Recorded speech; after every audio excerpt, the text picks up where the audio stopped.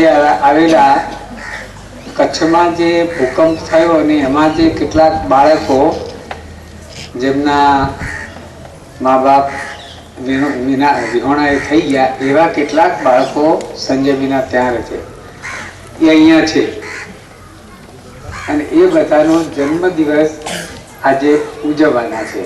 આમ તો એ ત્યાં જાય છે વિરમપુર પાસે ભાઈ હસમુખભાઈની સંસ્થા છે ત્યાં, પણ આપણે પણ એમને ખૂબ ખૂબ અભિનંદન આપીએ અને નયનભાઈને કહું કે આપણે જેમ જન્મદિવસની બધાને શુભેચ્છા પાઠવીએ છીએ એમ આપણા આ ભાઈઓને બહેનોને પણ આપણે શુભેચ્છા પાઠવીએ અને ખૂબ એમના જીવનમાં આગળ વધે અને આવું કામ કરતા થાય એવી ખૂબ ખૂબ ઈચ્છા રાખીએ. તો એમના માટે